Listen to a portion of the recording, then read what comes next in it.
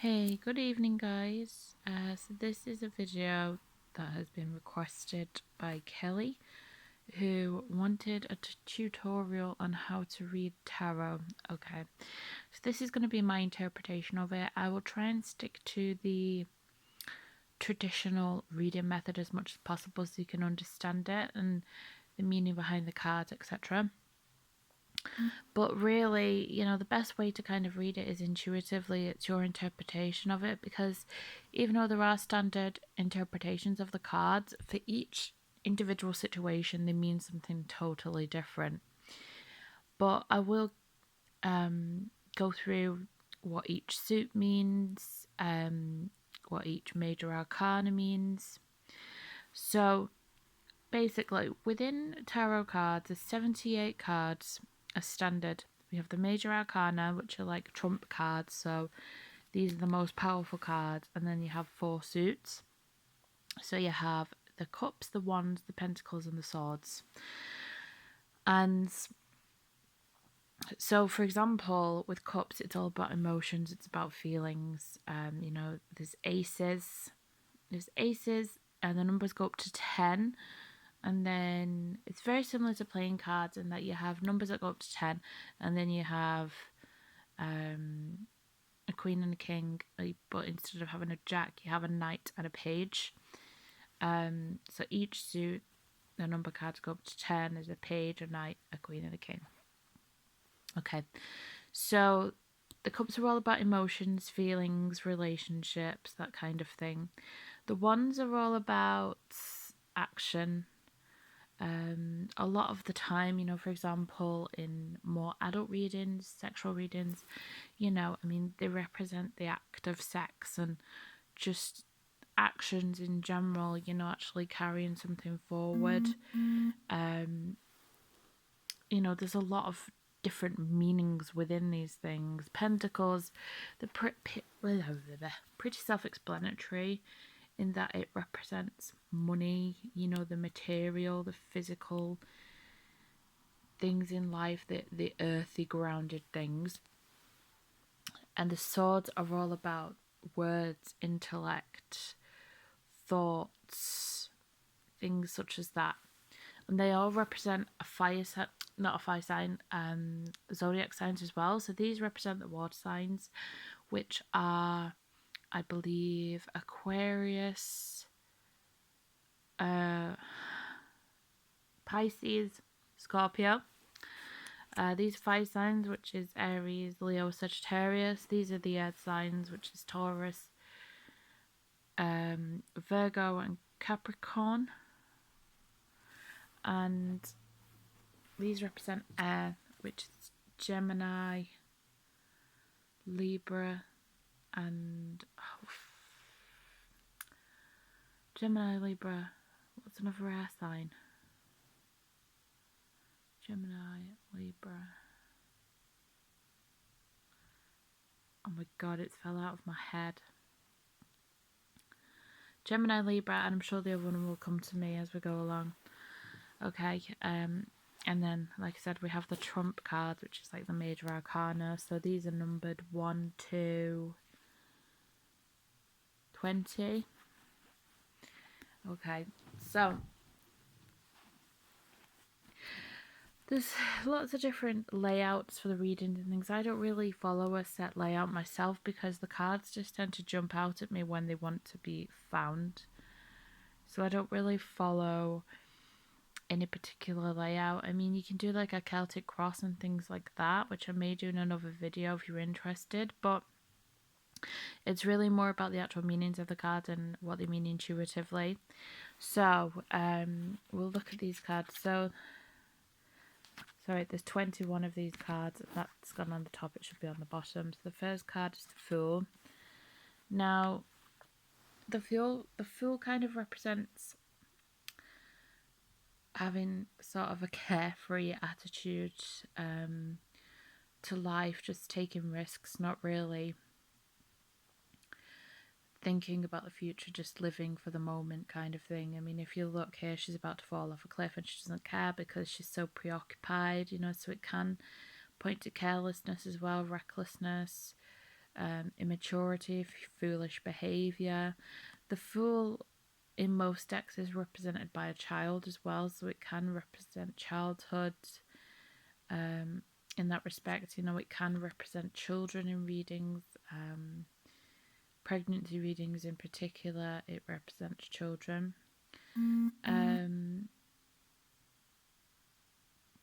With the Fool card, it's kind of like with it being 0, it's like you're starting from scratch. So it's literally, you've got a lot to learn. It's a lot to learn. It's the start of a journey, and I was thinking too quickly before my mouth could catch up. So it's the start of a journey, really. It's ground zero. It's where you begin. She's carefree, she's happy, the sun's in the sky, she's got the wind in her arms, sort of thing.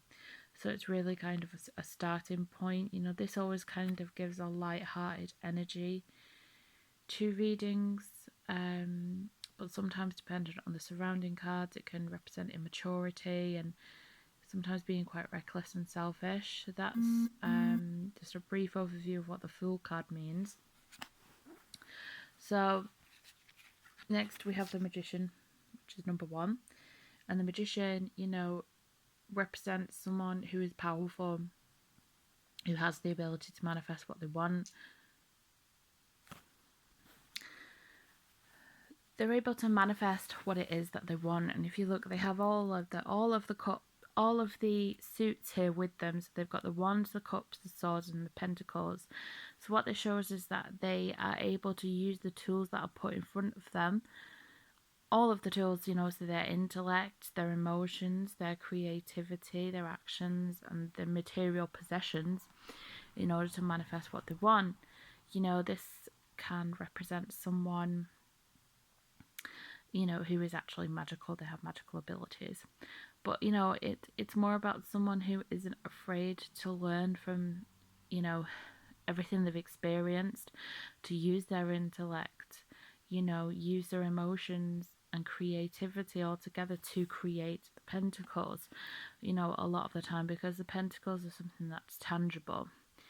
And so this is a person that is able to utilize all those to get what they want in every single way, really, every aspect.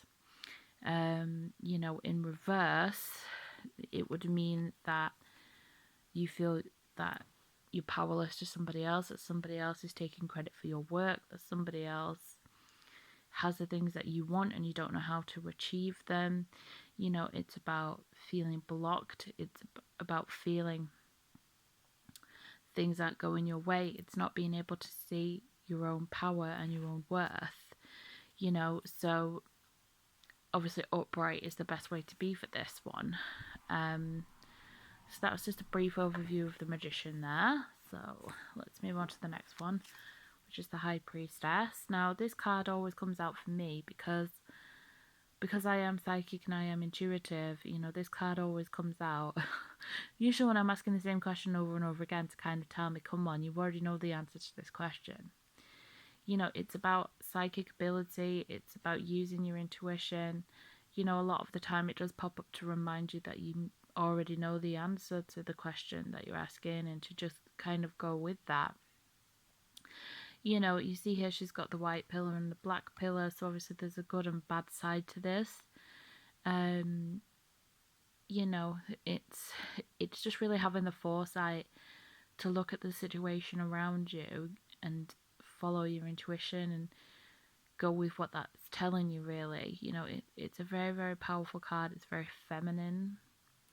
It's kind of about using that feminine mystique as well to get what you want. It's very similar to the Magician in that respect, but it's a little bit more spiritual than that. And in reverse, it's basically saying that there are things that are being hidden at this time and you have to try and find out what they are.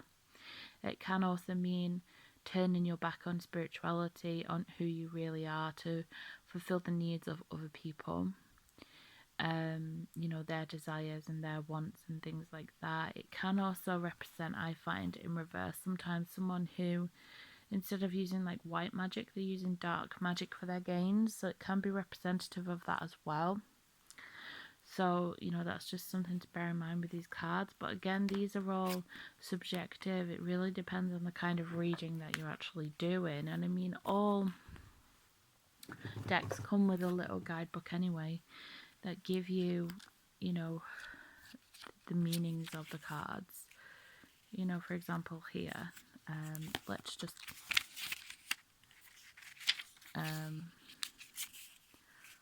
pull a random card up just to. So, for example, here we've got the swords. It just gives a really brief overview. So, every single deck should come with a guidebook as to, what the cards mean, in general and specifically to that deck as well. Now, I love this card. This is one of my favourite cards because the Empress, she's just so powerful and she's so beautiful and magical and she just knows she's the shit. But she's also extremely nurturing and kind and maternal. She's a mother. This is the card that you would want to see if you're doing a pregnancy reading for someone, because it pretty much states that it's imminent. But with the Empress as well, she's the kind of woman that every woman wants to be and every man wants to be with, because she's just so happy in herself. She's so serene. She doesn't believe in jealousy. She just believes in love, and people just allowed to be themselves. And just, if you look at the nature around her, the Empress is Mother Earth, essentially. So she's linked to all of us. She is all of us, and she's none of us at the same time. But she's just so serene, she's sitting there. She doesn't have a care in the world. She's happy just to be herself. This is about being happy with yourself, happy with your surroundings, knowing, that you're loved and cared for and that you love and care for people as well. Now, in reverse, this can represent you not taking care of yourself, not feeling loved and appreciated. It can sometimes mean problems with fertility as well. In reverse, sometimes it can mean you're on your period as well. I mean, look at the sky, it's bright red. But I don't like to see it in reverse because, it in general, when it comes to women, it shows them not feeling great about themselves, or, it could be a man who is struggling with the fact that, he may be feminine in some ways, or he's struggling with a woman in his life. There's just lots of negative connotations with the reverse card. There's only a few when in reverse actually better than the upright. But this isn't one of those occasions. So this is the Empress card.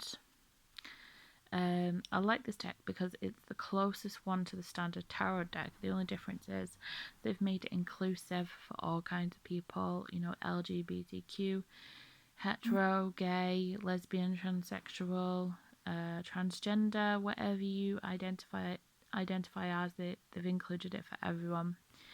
So I really like that. Okay, so the Emperor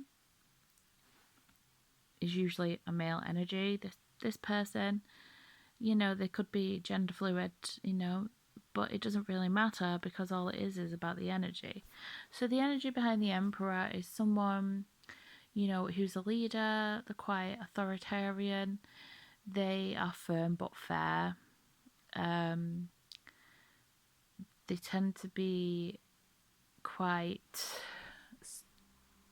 objective, of situations. They kind of appear to be unemotional, but it's more of a case of they like to lead. And what's interesting is that the Empress comes before the Emperor because the Empress is the power behind the throne. But with the Emperor, it's really good energy because it's the kind of energy, the person whose card represents, they have staying power. They want to stay, they want to work at things, they want things to be right in their little kingdom. They don't want chaos, they don't want destruction. Whereas if it was in reverse, they would want those things. They'd want chaos, they'd want destruction, they'd want to be controlling and manipulative. You know, upright, they don't want those things. They want to be firm but fair. You know, this card represents Taurians because they tend to be like that unless you piss them off. It's a very Taurian card. I mean, you can see here the horns. You know, they represent the bull. There are kind of little symbols throughout with all of them that represent star signs. But this is like the first obvious one. So that's the Emperor. The Empress actually represents Virgo, I believe. Okay, so the Hierophant again is a very Taurian energy. The Hierophant is basically, it's like a pope, a religious leader. You know, it's all about traditions, it's about spirituality, it can represent marriage, family traditions. You know, this often comes up when there's like disputes within families about religious beliefs, etc., etc. You know, the Hierophant is kind of, how can I describe the Hierophant? It's a bit mixed really, because on one hand, you know, it can represent marriage, it can represent a stable relationship. There's also like a lot of things with that, you know, like being too traditional, being too stuck in a box. You know, you have to kind of break outside of that sometimes. You know, it can just represent feeling stuck in a certain ideal. And in reverse, you know, it's basically saying that you're unconventional, you don't follow traditions, you do things your own way. People may disagree with you, I don't like you for that reason. You know, I've experienced that many times myself, but I'm a Sagittarius, I don't care. You know, I literally do not care what other people think about me because I'm happy being me and doing what I do. So the Lovers, the card number 6 represents Gemini, which is obviously the twin sign. This can also represent twin flames and soulmates as well. The Lovers, you know, obviously the main point behind this card is a love relationship. It represents lovers, but it can also represent affairs. It can represent actual twins. It can represent choices that you have to make, you know, between, you know, the light and the dark, for example. There's a lot of different things in here, but obviously the main one behind it, you know, is love relationship, sex. So that's the main sort of thing, you know, it's two people connecting at the same moment, having the same experience. And in reverse, you know, it could be that this relationship, there's no love lost between them at the moment. There's separation, there's another person there. Because upright, it looks like she's pushing them together, the angel, but in reverse, it looks like she's pushing them apart. So that's interesting to note with that one. Okay, right, so the next one is the Chariot. This represents Cancer, I believe. Cancerian energy moving into Leo. So basically this is just about moving forward in life at high speed, but it's a comfortable speed. You know, you're not looking behind you because you've got no need to look behind you because you've moved forward. You've done what you need to do. You're moving fast, but it's not out of control. You know where you're going. You know, she looks confident, doesn't she? She looks completely confident in where she's going. She's got her sword up at the ready to cut down any kind of competition in the way, anything she needs to cut through. She's not worried at all in any way, shape or form, you know. And I do really like this card because like it just shows moving forward, you know, at the right speed at the right time. It's all about divine timing kind of thing. Now, in reverse with the Chariot, it shows that, you know, you may be going a little bit too fast. The wheels may fall off. You've got no direction. You know, you're just kind of going off in a chaotic pattern. There's no real thought behind it. You know, you're going off your life path. You're going off what you're meant to do. You know, so there's, again, in reversal, it's not as good as it is upright. But you know, a lot of these are self-explanatory. To be honest, there's only really a few of them that need explaining the meaning behind them. Now, Strength card represents the sign of Leo, obviously the lion, but you know, it's not just about physical strength. It's kind of more about internal strength and the strength to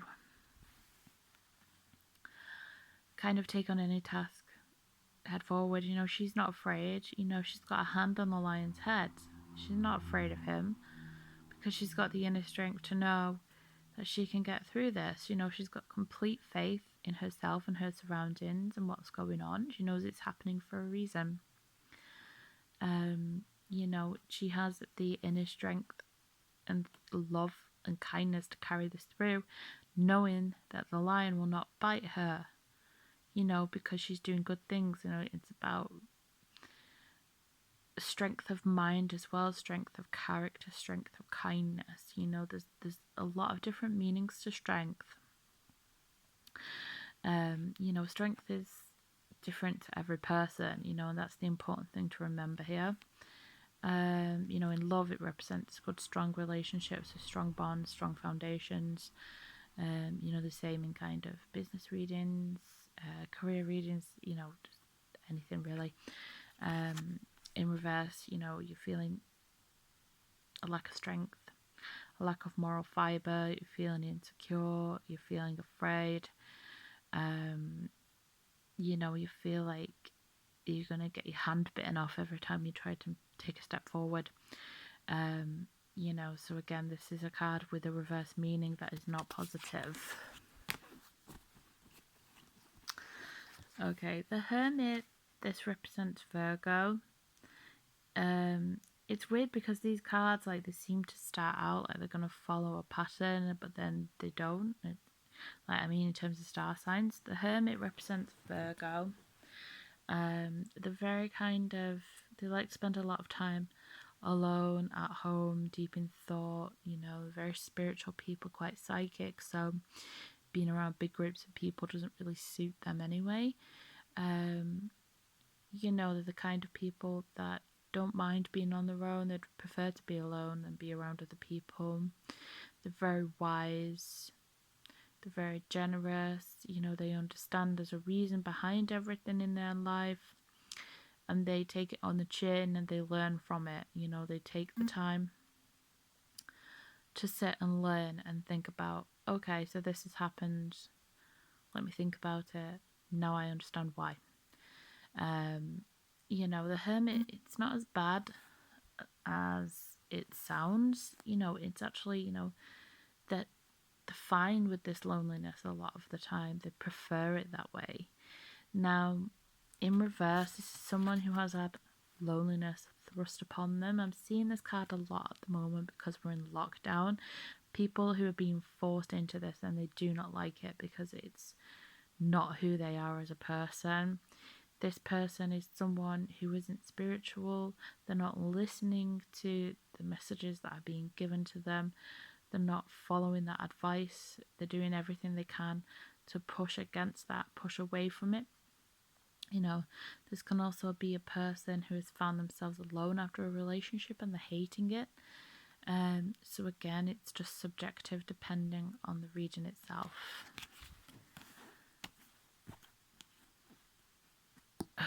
Okay, I may have to do this video in 2 parts because I don't know how much space there is on my phone. But I'm just going to give a really brief overview of the next Arcana cards of the Wheel of Fortune.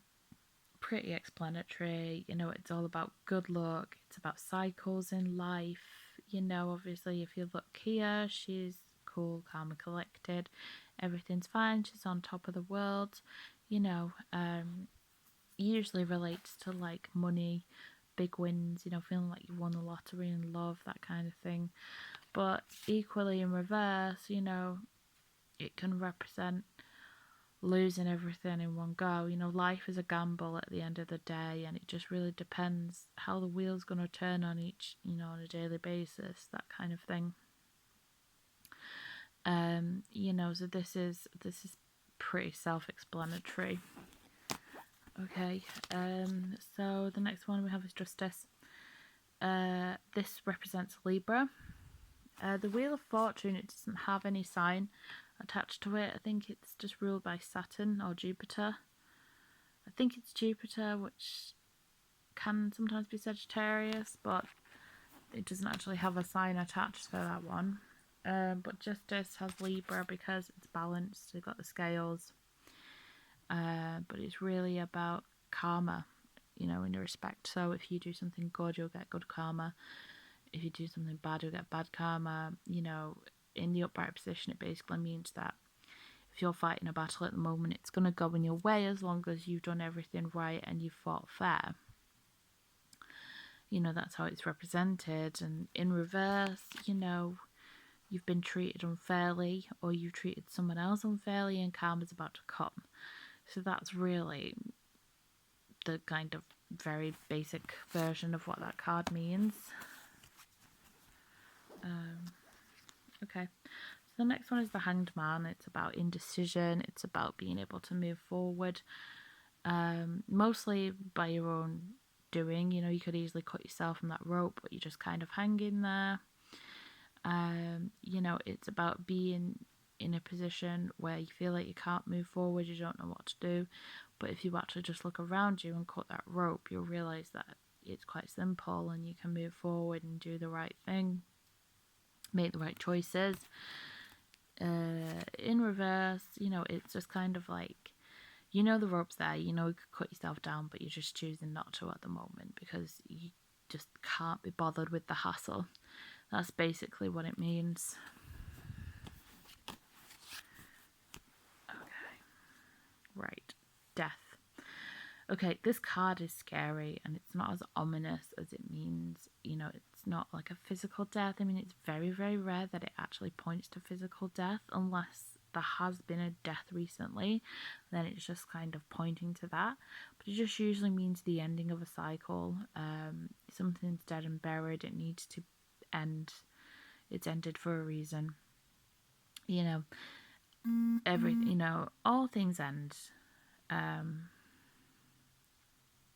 It's just the way that it is, really. And when it's upright, you know, it's something that comes swiftly, but it's needed. You know, it's inescapable. In reverse, it's kind of a slow death. It's kind of like something that's been coming for a long time, but it's kind of been creeping up on you and you can see it coming. So yeah, that's what that means. Temperance. Death card represents Scorpio, Temperance represents Sagittarius, and the Temperance is all about kind of balance in life. You know, it's the ebb and flow of life. You know, it can represent mood, it represents relationships. It's just basically about having balance, and you know, she's got one foot in the water and one foot on the ground so that she doesn't slip. And it's about looking at your choices, balancing everything out to make sure that nothing is being neglected and that you're giving everything you can in that moment to the right things. You know, it's a card of angelic protection as well. In reverse, it's about being unbalanced. It's, you know, not giving the right care and attention to the things that need it. Obviously, because if she's upside down, that water's going to go everywhere, isn't it? So it's just about really balance and putting the right care and attention into things.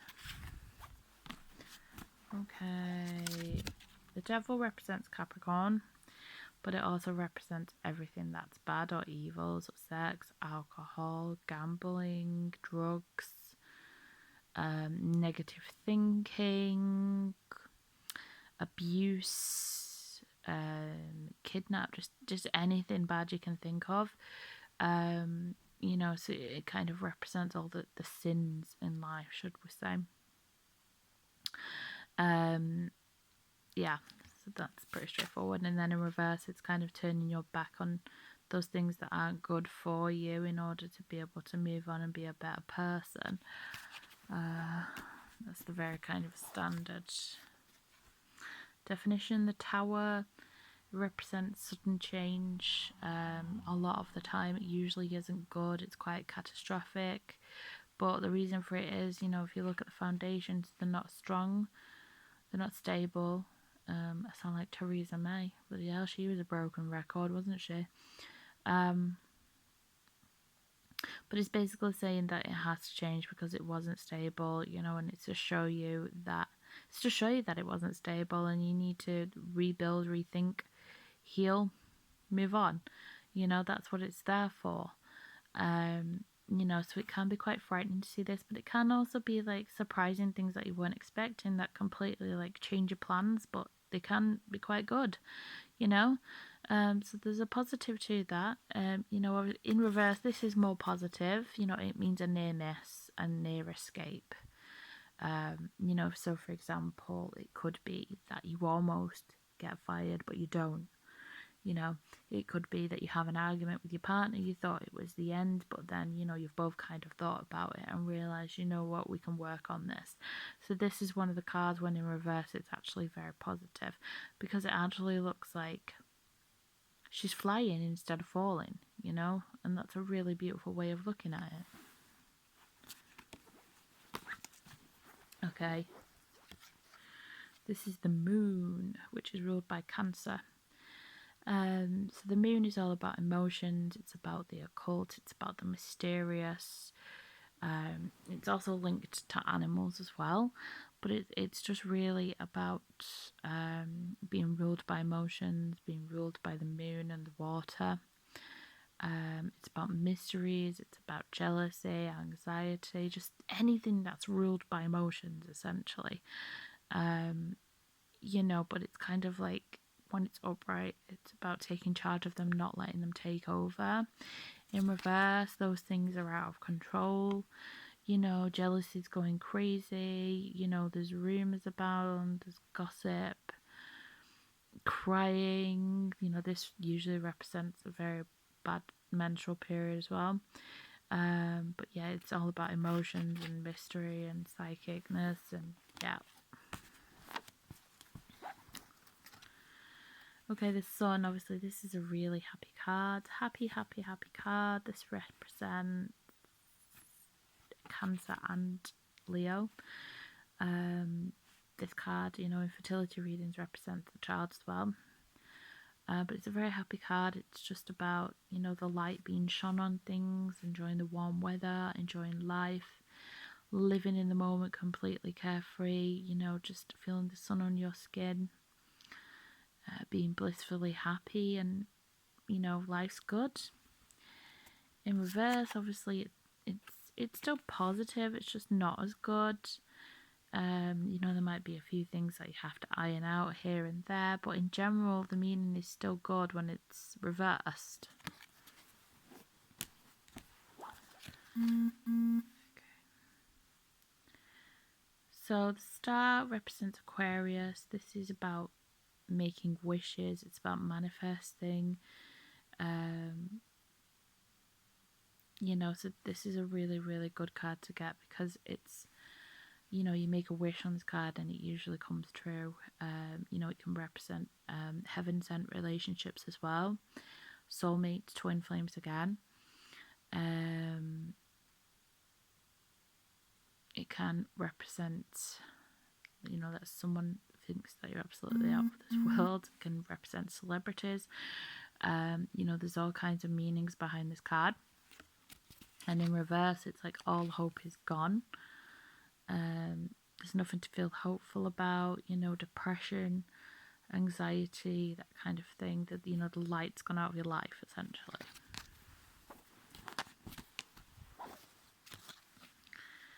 Okay, the Judgment card. I've seen this a lot recently as well with readings that I'm doing about the coronavirus. It's basically a situation which is make or break. So it's something in which behaviours, attitudes, thoughts need to change for the better. You know, this is literally a time where you can choose to go one way or the other, for the better or worse. You know, it's quite heavy emotions built in with this card, but it does represent a lot of things. It represents birth, death, life. Birth, death, life, everything really it represents. And, you know, what the card's asking you to do is kind of put your hands up, admit where you've gone wrong and learn from it. You know, in reverse, you know, it's kind of like the decision will be made for you if you don't kind of admit where you've gone at fault. So, you know, that's the way I interpret the card anyway. Okay, and the final major arcana card is the World. The World is everything. You know, because we are a part of the world, this is everything that's important to us. You know, it can represent travel, it can represent you, it represents what's important to you. It represents the world as a whole, depending on the type of reading. You know, in general upright, everything is kind of fine, it's where it needs to be, you're working towards the right things. The world is your oyster. In reverse, everything's chaotic, you're losing sense of control, you don't know what's important to you anymore, you don't know who you are. You know, so it's really just flipping that on its head. Now, I'm just going to give briefly with these ones. Now, the aces are all about new beginnings, new things. So, you know, this is about new emotions, new love, new, you know, like things beginning again. And the same with the ace. The ace of wands is about new ideas, new creativity. Can also indicate you're about to get freaky with someone. The Ace of Pentacles is about new investments, new things coming into fruition. The Ace of Swords is about new thoughts followed by actions. It's about communication. You know, none of the none of the Cups cards are really bad. The only ones really that can be perceived as bad is the Four of Cups, which can be about thinking that the grass is green on the other side, not actually seeing what's right in front of you. The Five of Cups is a card of grief, loss. Again, you know, you're not seeing what's still remaining, but you're looking at what's lost. You know, this card usually comes up after somebody's passed away or a relationship has ended, and it's very painful and traumatic. The Eight of Cups as well can be quite a difficult one. It's about walking away from something, you know, that you feel you don't really have a choice, you know, or someone could be leaving you and you kind of just like they've left everything that they've worked for. So that one can be quite a difficult card. But in general, with the Cups, there isn't anything that's massively negative. The only cards that I really don't like to see is the Ten of Swords, because it's really like dead and buried. There's no hope for this situation. It's done and dusted. You know, it's about being stabbed in the back. It's being left literally in the dirt to die. You know, that's the representation of the card to me. But the others, none of them are really negative. The tens tend to be like the most intense cards because it's like the completion, the sense of completion. So the Ten of Cups is like one of my favourite cards ever. Where is it? Because this is like the ultimate happiness, the ultimate achievement. You know, look, they've got the happy family, they've got the house, they've got the rainbow, they've got everything there, they've got the love. So this is like, you know, the ultimate completion of emotional happiness. You know, this is what you want to achieve. You know, it just like lacks a little bit of substance, maybe. That's where the Ten of Pentacles would come in, because that's about like being married. It's about having security, emotional security, security within a relationship, stability. It's not going anywhere. The Ten of Wands is a little bit negative as well, because it's about having a lot of responsibilities and kind of being burdened with them, and you feel like you're doing it all on your own. So they're really the only negative kind of... Oh, sorry, no. Within the swords are quite heavy ones, because like if you can imagine how quickly a sword can damage things and cut through things. A card you'll see quite regularly with like relationships that have broken down is the Three of Swords, the Five of Swords, and the Seven of Swords. Now the Three of Swords is literally about, you know, another person being in a relationship, being hurt, lied to, cheated upon. The Five of Swords is about basically really painful, horrible arguments where you say like the really nastiest, horrible stuff to each other. You know, I mean, you can see there in the background she's crying because this person, you know, is kind of like, they've said all this stuff and they're trying to pick up the pieces. So, you know, it's literally about having the worst possible argument you can imagine. You know, and just in that moment not really giving a toss what you're saying, because you just want to get your point across and make people understand how you're feeling. And then obviously there's a lot of tears. The Seven of Swords is about someone doing something deceptive, so usually it represents cheating. It can represent having another life, another girlfriend, another partner.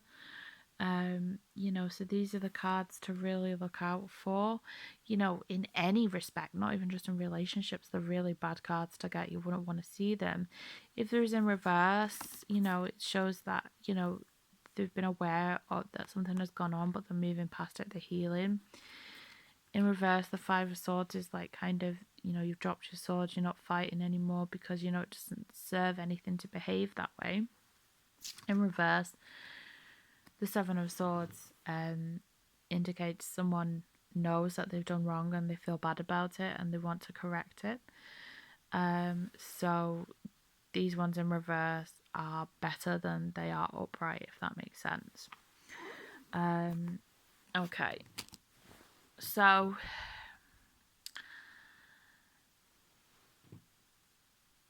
the twos as well represent kind of partnership. So the Two of Cups is like the ultimate soulmate card, because if you look here, they're offering their love to each other, you know, and there's blessings from above. So this is like the ultimate partnership card. So the twos represent partnerships of any kind, you know, so business partnerships, romantic relationships, family, etc. They just represent partnerships. You know, and in reverse, they're never good, you know, because like this is like soulmates, you know, they're together, they're happy, it's lovely, it's beautiful, it's magical, you know, it represents marriage, life partners, things like that. But in reverse, you know, it's a broken relationship, it's a soulmate that have walked away from each other, you know, it's unrequited love, love that's broken, that kind of thing. You know, the Two of Wands usually represents creative partnerships, but it can also represent chemistry between people. You know, kind of working together to build something, because obviously the wands can be used within building. So that's what that represents. You know, in reverse, it's kind of like there's a lack of chemistry, there's a lack of passion to move forward. Two of Swords is about choices more than anything. It's about taking, you know, choosing which path to go down, which one's going to lead to what you want. A lot of the time they both lead to the same place, but, you know, the journey's different, but the destination's the same, if that makes sense. And then in reverse, it's kind of like having the choice forced upon you, so the choice is being made for you again, which is similar with the Judgment card. The Two of Pentacles is just about balance. It's about balancing relationships with work or balancing finances. It's just really about balance. And then in reverse, you know, being out of balance. Okay. So I'm going to leave that there for today. If this has been helpful, please let me know, when I will do more videos on this subject. It's just getting to 45 minutes now. I'm not sure how much room I've got left on my phone, but I hope this has been somewhat helpful. I'm not really the best teacher of the traditional methods, to be honest, but I hope I've explained it as much as possible, and I hope to see you again soon. Thank you.